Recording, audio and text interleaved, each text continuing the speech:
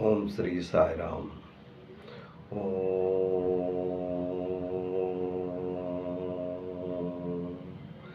గణానాం త్వా గణపతిం భవామహే కవిం కవీనా ఉపమస్తవస్తవం జ్యేష్ఠరాజం బ్రహ్మణాం బ్రహ్మణస్పతాన సన్నన్నోతిభిస్సేదసాదనం ప్రణో దేవీ సరస్వతి వాజేవాజనివతి.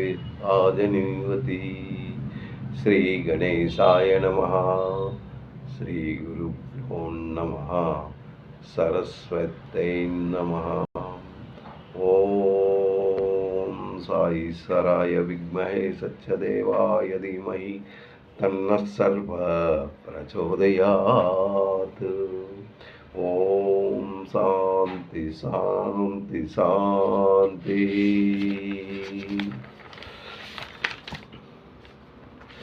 ఓం తత్సం యో రాగుణీమహే గాతుం యజ్ఞాయ గాతుం యజ్ఞపతయే నమో నమః. ఓం తత్సత్. శ్రీమద్భగవద్గీతాసు ఉపనిషత్తు బ్రహ్మ విద్యానాం యోగశాస్త్రే శ్రీకృష్ణార్జున సంవాదే ఆత్మసంయోగయోగ షష్ఠోధ్యాయః. మనం 6వ అధ్యాయంలో ఇప్పుడు 27వ శ్లోకం నేర్చుకోవడానికి మనం, ఎందుకంటే 25, 26 2 శ్లోకాలు నేను చెప్పాను. ఈరోజు 2 శ్లోకాలు చెప్పడానికి మనం ప్రయత్నిద్దాం. అయితే మధ్యన నేను ఒక 2-3 రోజులు ఒకసారి గ్యాప్ ఇస్తూ ఉన్నాను. దేని గురించి అంటే, మీ దానిగా నేను ఏదైతే చెప్పానో దాన్ని మీరు ఒకసారి దాన్ని వెనక్కి వేసుకొని ఒకసారి చదువుకుంటే చాలా మంచిది. ఇది ఈ పదాలు నేను చెప్పినప్పుడు కొద్దిగా వింటే కొద్దిగా బాగానే ఉంటుంది, అంటే విన్నప్పుడు గుర్తుంటుంది, బాగుంది అంటే ఆ తర్వాత మళ్ళీ మర్చిపోతూ ఉంటాం. ఇది సహజం, మానవ సహజం అన్నమాట. ఈ మానవ సహజంలో ఇలాంటివి అన్ని రొటేషన్స్ అవుతూనే ఉన్నాయి. దాన్ని మనం సాధన ద్వారానే చెయ్యాలి. భగవంతుడు కూడా చెప్పాడు ఏంటంటే, ప్రతిదీ మీ సాధన అవసరం. ఇప్పుడు మనం ఆధ్యాత్మిక చింతనలో ఉన్నాము అంటే, ఈ ఆధ్యాత్మిక చింతన అందరికీ అంత సులువుగా రావడం కష్టం, అంత సులువుగా అది అబ్బదు. అది ఎందుకంటే పూర్వజన్మ వాసనలు ఉంటుంటాయి. దాని ప్రకారం మనం అనుకుంటాము ఇందులో కొద్దిగా చేరి కొద్దిగా ఏదో అర్థం చేసుకుందాం అని, కానీ అది రానివ్వవు. అవి కొన్ని కారణాల చేత అందులో వెళ్ళడానికి ఏంటంటే కొన్ని అడ్డంకులు వస్తూనే ఉంటాయి. అదే మాయ. అంటే ఆ మాయను తొలగించాలి. ఆ మాయ అన్నది మీకు అది ఒక పొరగా మీ మనసులో వచ్చేస్తుంది అన్నమాట. అందు గురించి ఆ మాయ నుంచి మనం బయటికి రావాలంటే మనం చాలా కట్టుదిట్టంగాను మనసును కట్టుదిట్టం చేస్తూ ఎటు పరిగెట్టకుండా దాన్ని మళ్ళీ ఒక దగ్గర కూర్చుండబెట్టడానికి ప్రయత్నిస్తూ ఉండాలి. అది ఒక సాధన. అలా అయితేనే యోగి అవుతాడు, లేకపోతే యోగి అవ్వలేరు. సో నేను ఇలా చెప్పుకొని పోతూ ఉంటే ముందుకు మనం శ్లోకం సాగాలి. ఈ శ్లోకం అన్నది మనకి టైం తక్కువలోనే మనకి అది కంప్లీట్ అవ్వాలి. అందు గురించి మనం శ్లోకంలోనే వెళ్దాం. అంతే లాస్ట్ శ్లోకంలో ఆయన ఏంటంటాడు అంటే, లాస్ట్ శ్లోకంలో యతో యతో నిశ్చరతి మనశ్చంచల స్థిరం. మనస్సు ఎలాగా చంచలమైనది, అది స్థిరంగా ఉండదు అని చెప్పేస్తున్నాడు. యతో యతో నిశ్చరతి. నిశ్చరతి అంటే ఇటు అటు సంచరిస్తుంటుంది మనసు. యతో అంటే ఇటు అటు అనమాట. యత అంటే ఈ ఏదైతే శబ్దాది విషయాలు, ఏదైతే విషయాల్లోకి మనం వెళ్తూనే ఉంటాం, ఏదో ఒక విషయం గురించి మనం ఆలోచిస్తూనే ఉంటాం. ఆ విషయాల గురించి ఎక్కువగా మనం ఆలోచిస్తూ ఉంటే అవి ఈ మనసు అటు వెళ్ళి వాటితో సహా ఏకీభవిస్తుంటాయి. అందు గురించి మళ్ళీ ఇటు రానివ్వదనమాట. దానికే భగవంతుడు ఏం చెప్పాడంటే, ఒక సాధన అంటూ ఉంటే మీకు ఆ సాధనలో మీరు అది మీకు అభ్యాసం చేసుకున్నట్టయితే మీరు చక్కగా ఇందులో రాగలరు అని చెప్తున్నాడు. యతో యతో నిశ్చరతి మనశ్చంచల చంచల స్థిరం అస్థిరంగా ఉంటుంది. తతస్తతో నియమైత్యత్ ఆత్మన్యేవ వశం నయేత్ అని చెప్తున్నాడు. అంటే మనసు ప్రాపంచిక విషయములందు ఎక్కువగా వెళ్తూ ఉంటుంది. ఆ ప్రాపంచిక విషయాలే సుఖాన్ని ఇస్తుంది అనేసి అనుకుంటాడు. కానీ అది temporary, it is not permanent అనేసి అనుకోడు. అదనమాట. అట్టి మనస్సును ఆయా విషయాల నుండి పదే పదే మనం దాన్ని మరలుస్తూ ఉండాలి. ఒకసారి మనం కూర్చుంటాము, భగవంతుని స్మరణలో జాగ్రత్తగా కూర్చొని భగవంతుని ధ్యానంలో ఉంటాం. కానీ అది నిశ్చలంగా ఒక దగ్గర ఉండదు. ఎందుకంటే మనసు కోతికండా ఇంకెక్కువ. ఆ తర్వాత ఇది ఏంటంటే చాలా స్పీడు. దీనికి ఎవరు అరికట్టడం చాలా కష్టం. అందు గురించి ఎంతో సాధన, ఎంతో కట్టుదల, ఎంతో పట్టుదల ఇవన్నీ ఉంటే కానీ అది మనస్సు నిలకడగా ఉండదు అనేసి చెప్తున్నా. అంటే లాస్ట్ శ్లోకంలో అదే చెప్పాడు. అది నిలకడగా ఉండదు. మీరు ఒక దగ్గర కూర్చొని ఇంకా అటు అటు వెళ్తుంటుంది. అటు అటు వెళ్ళిన మనసును మీరు పట్టుకొని మళ్ళీ దాన్ని ఇక్కడికి తీసుకొచ్చి మనసు భగవంతుని మీద ధ్యానించండి. భగవంతుని మీద లగ్నమైనట్టు మీరు ట్రై చేయండి. అలా చేస్తూ ఉంటే కొంత సాధన చేసినట్టయితే మీరు దానికి సక్సెస్ అవుతారు అనేసి అందులో మనకి 26వ శ్లోకంలో చక్కగా చెప్పాడు. అయితే ఇప్పుడు 27వ శ్లోకంలో ఏడు చెప్తున్నాడో మనం ఆలకిద్దాం. 27లో ఏడంటున్నాడు,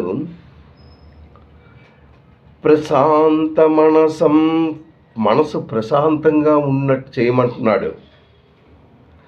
ఫస్ట్ అది స్టార్టింగ్లోనే ఏంటంటున్నాడు, ప్రశాంత మనసం హేణం యోగినాం సుఖముత్తమం. చూసారా, యోగినాం సుఖముత్తమం.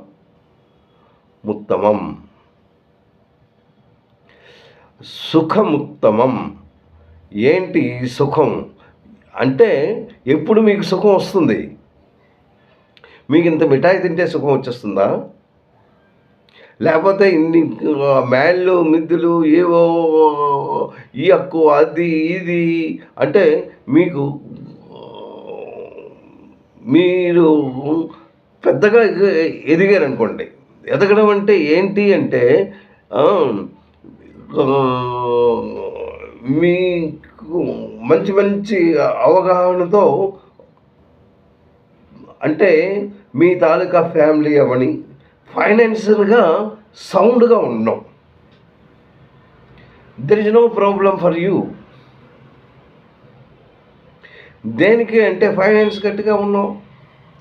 తాతలు గడించిందో లేకపోతే మీరు గడించిందో లేకపోతే ఏది చేసినా బస్ ఇట్ ఈజ్ ఓకే. మంచి హోదాలో ఉన్నారు. ఎక్కడికి వెళ్ళినా మంచి మర్యాదలు అవుతున్నాయి.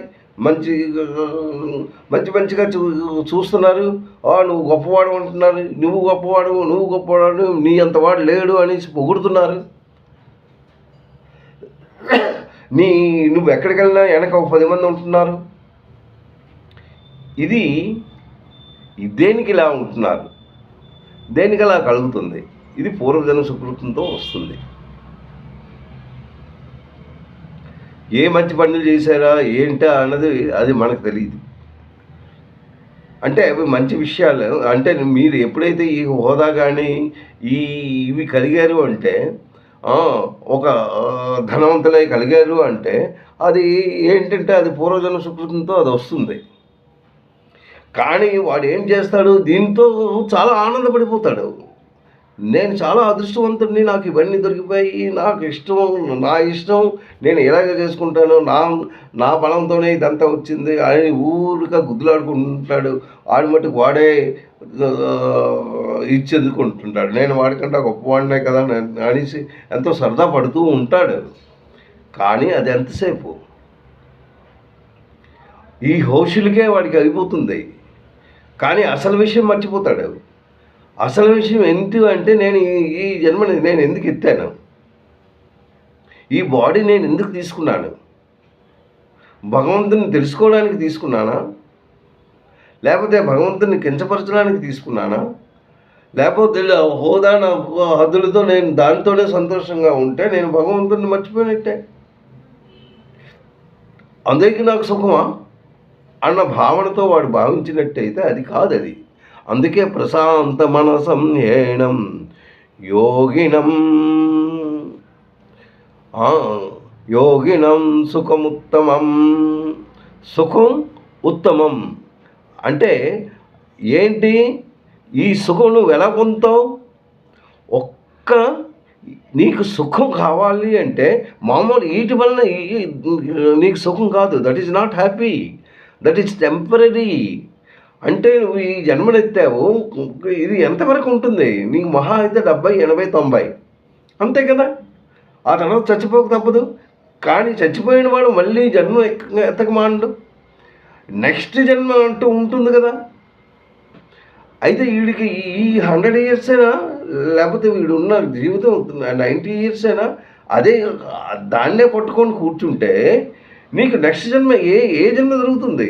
నువ్వు ఏమీ చేయలేదు, భగవంతుని ధ్యానించలేదు, భగవంతుడు ఏంటి నువ్వేం తెలుసుకోలేదు, ఆ తర్వాత ఏమీ మంచి పనులు చేయలేదు, ఒకరికి సహాయం చేద్దామన్న భావన నీలో లేదు, నీకు పాకెట్ నిండుగా డబ్బులు ఉన్నాయి, కానీ నీ సెల్ఫిష్ గురించే నువ్వు ఊరికా పాకులాడుతున్నావు, ఇతరుల గురించి నువ్వేమీ చేయట్లేదు.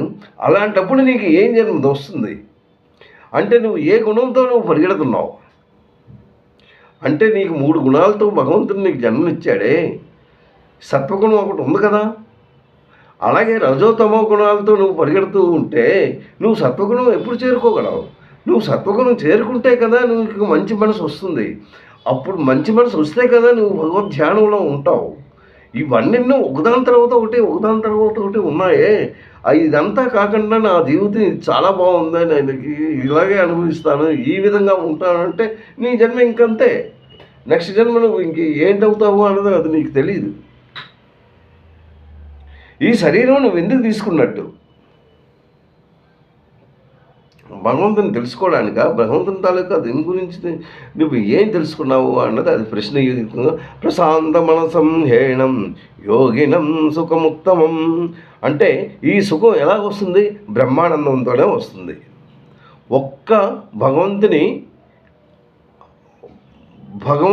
తలుచుకుంటూ, భగవంతుని తాలూకా ఆయన తాలూకా శక్తిని తెలుసుకుంటూ ఆయనలో కలిసినప్పుడు అదే బ్రహ్మానందం, అదే ఒక ఆనందాన్ని నువ్వు పొందగలవు. ఆ ఆనందం పొందితేనే నీకు మహా ఆనందం నువ్వు పొందగలవు అనమాట. అది ఉపైతి శాంతరజసం. అక్కడ శాంతరజసం అన్నాడు. ఈ శాంతరజం అంటే ప్రాపంచిక విషయాలు. ఎప్పుడైతే ప్రాపంచిక విషయాలతో నువ్వు ముడిపడిపోయావో, ఏంటి ఆ ప్రాపంచిక విషయాలంటే నీకు ఆసక్తి ఎక్కువగా ఉంది, ఆసక్తి ఉంది. నెక్స్ట్ ఏంటి? కోరికలు విపరీతంగా ఉన్నాయి. అది కావాలి, ఇది కావాలంటున్నావు, కోరికలు పెరుగుతున్నాయి. దాంతో నువ్వు లోభానికి లోకు అయిపోయావు. ఏంటి అంటే ఇంకా నాకు డబ్బే కావాలి, ఈ డబ్బుతోనే నేను ఇంకా అవ్వాలి, నాకు కావాల్సింది డబ్బు అంతే. అది లోహం, తృష్ణ. ఆ తర్వాత నీ కర్మలు నువ్వు ఎలాంటి కర్మలు చేస్తున్నావో అది కూడా నీకు తెలియదు. సకామ కర్మలు చేసినట్టయితే కదా మంచిది, కానీ నువ్వు సకామ కర్మలు నువ్వేం చేయట్లేదే, మంచి కర్మలు ఏం చేయట్లేదే. అలాంటప్పుడు నీలో మంచి ఎలాగ ఏర్పడుతుంది? ఇవన్నీ దేనికి వెళ్తుంది? ఇవన్నీ రజోగుణ తమో గుణానికి చెందినవి. ఎందుకు దాంట్లో పడిపోయావు? అదే నీకు కావాలి, ఇంకేం అవసరం లేదు. రజోగుణము దానివలన ఏంటవుతుంది?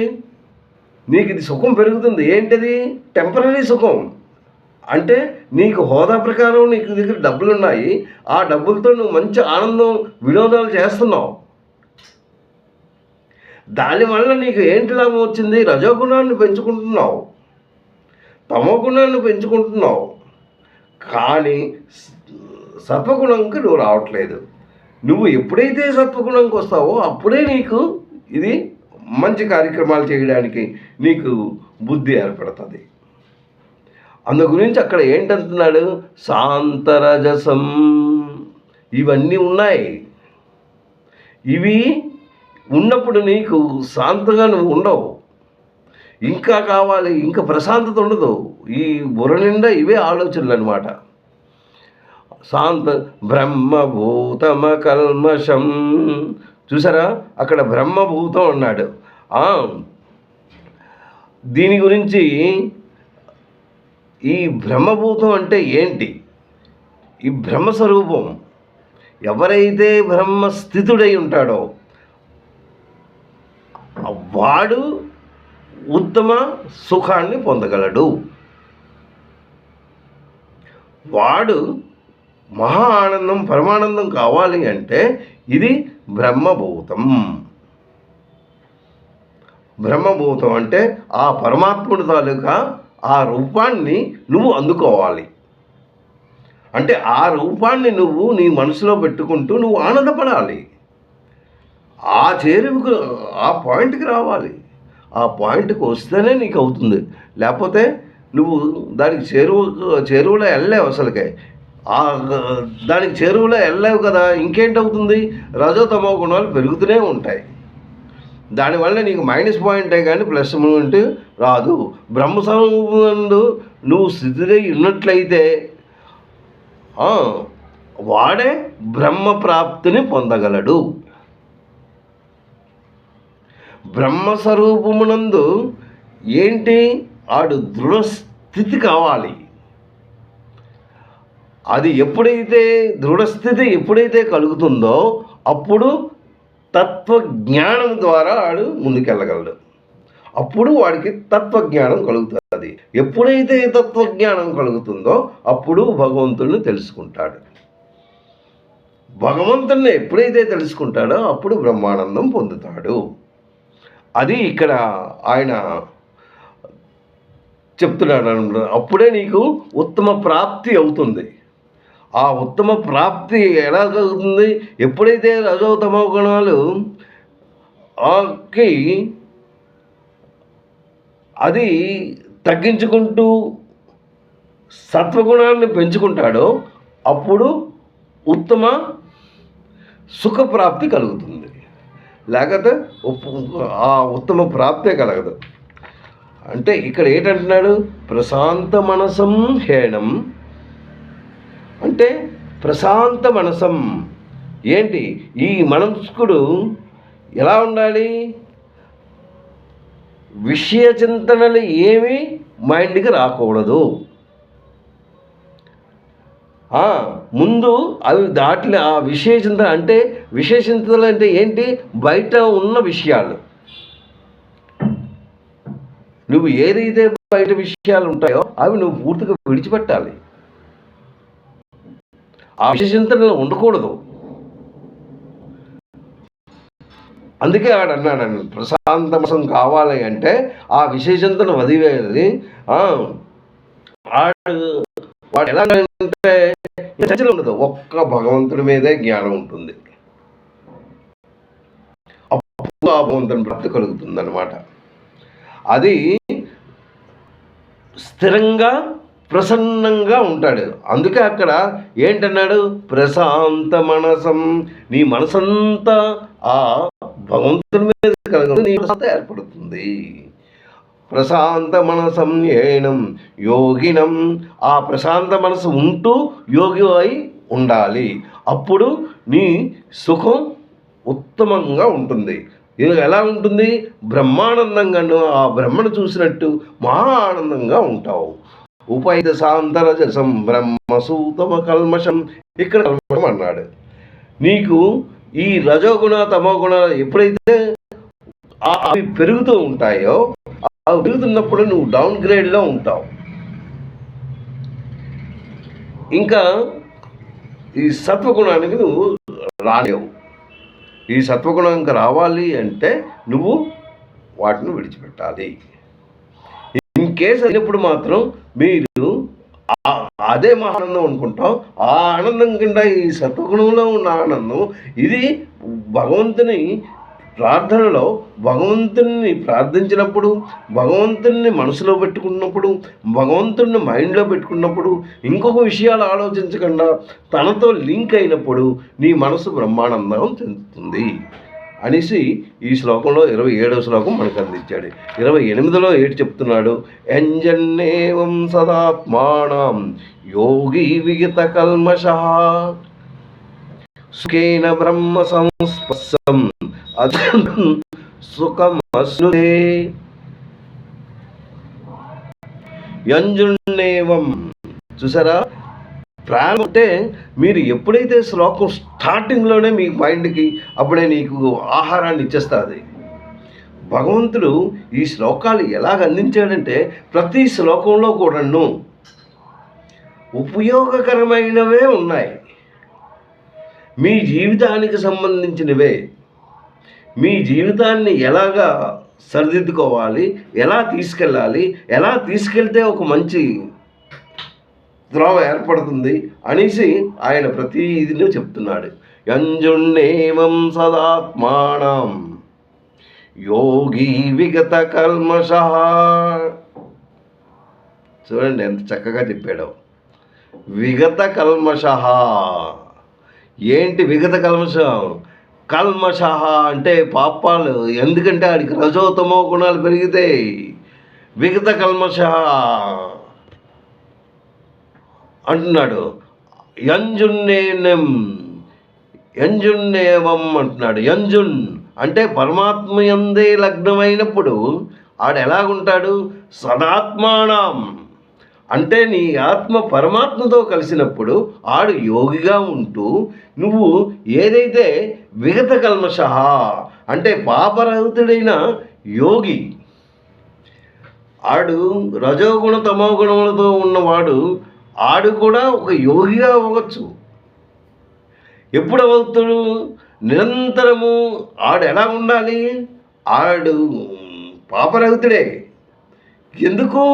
ఆడు ఏమీ మంచి పనులు చేయలేదు, కానీ అతను తన ఆత్మని పరమాత్మతో లింక్ చేసినప్పుడు అప్పుడు మహా ఆనందాన్ని పొందగలడు. నిరంతరము అలాంటి వాడు యోగి కూడా అవుతాడు. అలాంటప్పుడు నిరంతరము ఆత్మను పరమాత్మయందే లగ్నం ఉంచినప్పుడు ఆ పరమాత్మ రూపమైన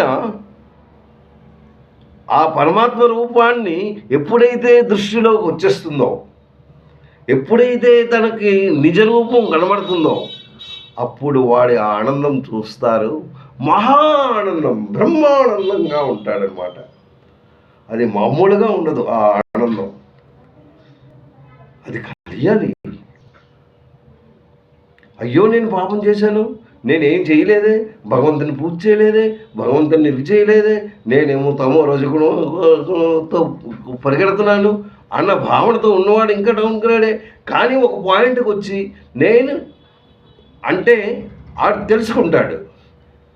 తెలుసుకొని పరమాత్ముడు అన్నవాడు ఉన్నాడు, ఒక శక్తివంతుడు, ఆ శక్తివంతుడికి నేను ధ్యానించుకుంటాను అని ఒక దగ్గర కూర్చుంటూ అంటే తన దృష్టిని పరమాత్మ వైపు కేంద్రీకరిస్తూ తనకి ఇష్టమైన దైవాన్ని, నీకు ఏది ఇష్టం ఉంటే అది ఫలాందని చెప్పడం అవసరం లేదు.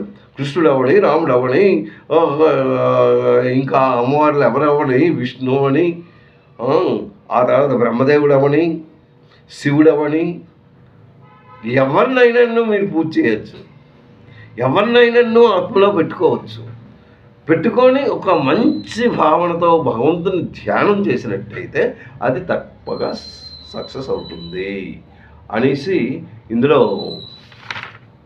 చెప్తున్నాడు. 28వ శ్లోకం. అంజున్నేవం సదాత్మానం యోగ విగత కల్మషః సుఖేన బ్రహ్మ సంస్పర్శం అత్యంతం సుఖమశ్నుతే. సుఖేన సుఖముగా హాయిగా బ్రహ్మ సంస్పర్శం అంటే పరబ్రహ్మ పరమాత్మ ప్రాప్తి. రూపమైన ఆ పరమాత్మను ప్రాప్తి రూపం నీకేమో ఎప్పుడైతే నీకు కనబడ్డాదో అది ఏంటంటున్నాడు, అత్యంతమైనది, చాలా ప్రకాశవంతమైనది. పరమాత్మ యందే లగ్నం ఉంచుకొని సదాత్మానం, నీ ఆత్మ పరమాత్ముడి మీద లగ్నం చేసుకొని యోగివై నువ్వు విగత కల్మషగా పాపరహితుడివైన నువ్వు ఈ విధంగా చేసినట్టయితే సుఖాన బ్రహ్మ సంస్పర్శం అంటే నీకు సుఖం ఏర్పడుతుంది, అంటే చాలా ఆనందపడుతుంటావు. సుఖేన బ్రహ్మ సంస్పర్శం అంటే బ్రహ్మ సంస్పర్శం అంటే పరబ్రహ్మ పరమాత్మ ప్రాప్తి, ఆ రూపాన్ని నువ్వు చూడగలవు. సంస్పర్శం అంటున్నాడు.